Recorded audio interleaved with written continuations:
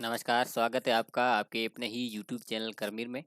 वर्तमान महावीर खुला विश्वविद्यालय कोटा ने परीक्षा दिसंबर 2022 के लिए टाइम टेबल वो जारी कर दिया गया है।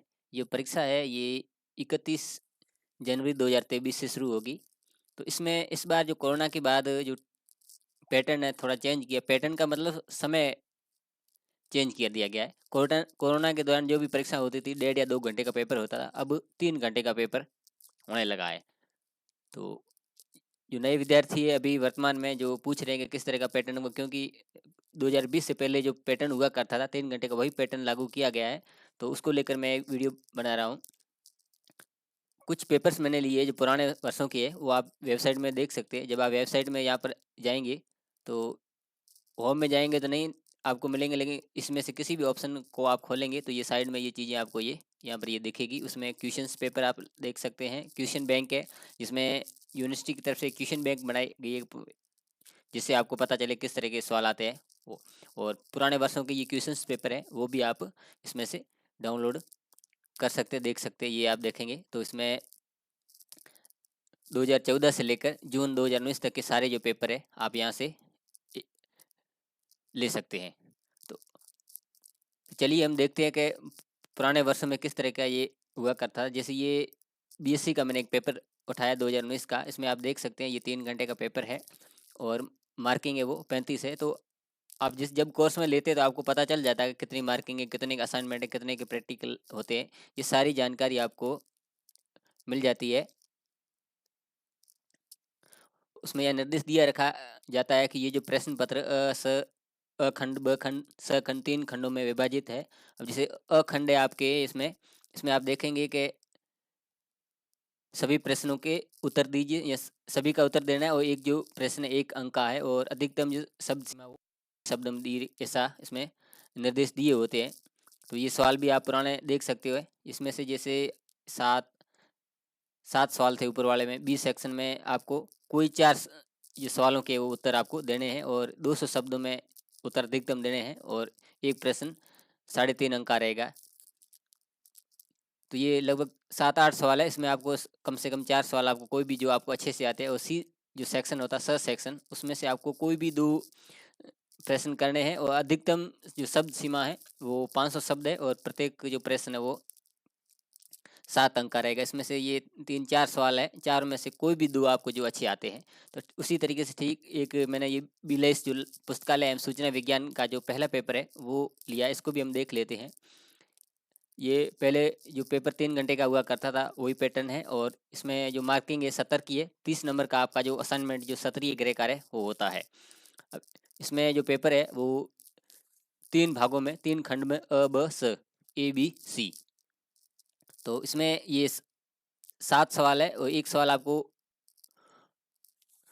2 नंबर का रहेगा, और टोटल ये 14 का सेक्शन रहेगा। उसमें आप इसमें देख सकते हैं कि ये 30 शब्दों में अधिकतम आप लिख सकते हैं।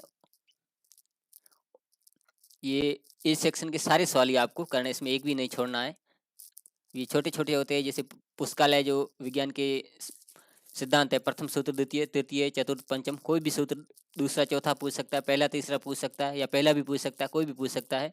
वो आप जैसे अमेरिकन जो लाइब्रेरी एसोसिएशन है उसकी स्थापना कब हुई है? 1876 में हुई थी। इस तरीके से जैसे पुस्तकालय संघों के 2 कार्य बताइए, या आइसलेक का पूरा नाम बताइए। तो इस तरह से ये सरल-सरल सवाल ये आते हैं। 20 सेक्शन जो आता है उसमें आपको कोई भी 4 प्रश्न करने हैं, और अधिकतम जो शब्द सीमा 200 शब्दों में करना है, और प्रत्येक प्रश्न 7 अंक का रहेगा। तो इसमें से लगभग 7-8 सवाल होते हैं, उसमें आपको 4 सवाल कोई भी जो आपको अच्छे आते हैं वो आपको करने हैं।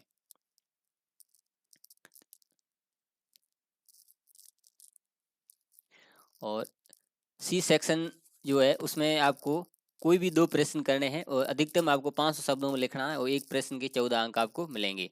तो इसमें यहाँ 4 सवाल दे रखे, उसमें से कोई भी जो आपको 2 अच्छे आते हैं, अच्छे ढंग से आप पुस्तकालय की परिभाषा, आधुनिक समाज में इसकी भूमिका, कार्य, ये बहुत अच्छा सवाल भी है। लगभग सभी सवाल इसमें सभी विद्यार्थी इसको आराम से कर सकते हैं। जैसे पुस्तकालय संसाधन सहभागिता की परिभाषा, उसके स्वरूप, ये भी बहुत अच्छा सवाल है, और लगभग हर किसी को याद रह जाता है, वो भी कर लेते हैं। वो उपभोक्ता अध्ययनों से आपका क्या आशय है, ये भी ठीक है। और पुस्तकालय संघ पर एक लेख लिखिए, तो ये थोड़ा इतिहास हो जाता है, किसी को मतलब ऐतिहासिक चीज़ें याद रहती तो वो ये सवाल कर सकता है। अपने अपनी रुचि के अनुसार आप कोई भी ये सवाल कर सकते हैं। और एक और डिप्लोमे का मैंने डीलिस का ये पेपर लिया है। डीलिस में जो डिप्लोमा कोई भी कोर्स होता है वीयू में, उसमें असाइनमेंट नहीं होते, तो इसी वजह से ये पूरा पेपर 100 नंबर का है। तो इसमें भी ये 3 खंड रहेंगे, और पहले खंड में आपको सभी प्रश्न करने हैं, और उसमें अधिकतम जो शब्द सीमा 30 शब्द, और प्रत्येक प्रश्न 2 अंक का रहेगा।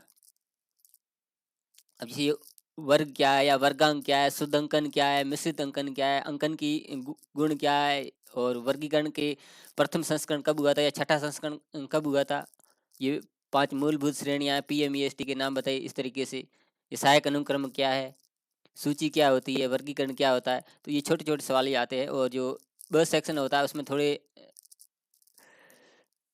थोड़ा सा लघुतरात्मक होती है, इसमें 7-8 सवाल होंगे, उसमें से कोई भी आपको 4 प्रश्न करने हैं जो आपको अच्छे से आते हो। और उस अधिकतम जो शब्द सीमा है वो 200 शब्दों में, और इस एक प्रश्न का जो हल करने का जो अंक मिलेंगे आपको, एक प्रश्न के 10 अंक। अब ये बहुत ही अच्छा सवाल कई बार ये आता है, पुस्तकालय वर्गीकरण आवश्यकता और उद्देश्य, बहुत ही अच्छा सवाल है, और ज़्यादातर विद्यार्थी इसको हल करते हैं। आवर्तन और स्तर और कालक्रम में उत्तरता का सिद्धांत है, विकास क्रम में उत्तरता का सिद्धांत है, इस तरह से जो भी है मात्रात्मक सिद्धांत है वो सारे आते हैं। वर्ण क्रम विधि यानी अल्फाबेट वर्ण विधि, अल्फाबेटिकल डिवाइस, ये जो पुस्तकालय वर्गीकरण है जो उसके बारे में, यानी जो उसको अल्फाबेटिकली दिया जाता है, यानी किसी को विशिष्ट रूप से दर्शाने के लिए दिया जाता है। जैसे J382 है, उसका जैसे उसका जो भी वस्तु का नाम है वो A B C वो पीछे लिखा जाता है। ये मेरे वीडियो में आप देख सकते हैं। अंकन के कितने प्रकार होते हैं, 2 प्रकार होते हैं, शुद्ध अंकन, मिश्रित अंकन। अब ये सी सेक्शन है, इसमें आपको कोई भी 2 प्रश्न करने हैं, और अधिकतम जो शब्द सीमा है वो 500 शब्द, और एक प्रश्न के 20 अंक आपको मिलेंगे। अब इसमें अंकन का आ जाता है या वर्गीकरण का आ जाता है, कोई भी दीर्घात्मक उत्तर प्रश्न आता है, जो आपने चीज़ें पढ़ी है उसको थोड़ा विस्तृत करना आता है। और इसमें कोई भी 4 प्रश्न आप है, उसमें आपको 2 करने हैं जो आपको अच्छे आते हैं। तो इस तरह का ये वर्तमान में पैटर्न रहेगा। और दूसरी बात, जो मेरे चैनल पे डिलीस बिलीस के जो विद्यार्थी हैं उनके लिए मैं पूरी जो चीज़ें आपको मैं बता दूंगा, जैसे ये पैटर्न किस तरह से सवाल लिखने हैं, किस तरह से उत्तर करना। बाकी जो अन्य कोर्सेज के वो अपने स्तर पर वेबसाइट पर जाके जो पुराने पेपर्स है या जो ये क्वेश्चन बैंक है, यहाँ से अपनी तैयारी कर सकते हैं। और ये वीडियो था पैटर्न को लेकर, और इससे आगे जो डिलीस बिलीस के जो एक एक पेपर का मैं आपको कैसे हल किया जाता है, किस तरह से हम लिखें तो अच्छे अंक लाए, उसको लेकर मैं वीडियो बनाऊंगा। ये वीडियो अच्छा लगा तो लाइक कर दें, चैनल को सब्सक्राइब कर दें, बेल आइकन दबा के नोटिफिकेशन ऑल पर क्लिक कर दें, जिससे इस तरह का महत्वपूर्ण वीडियो बनाऊंगा उसका नोटिस आपको मिल जाएगा। मिलते हैं अगली वीडियो में, तब तक के लिए धन्यवाद।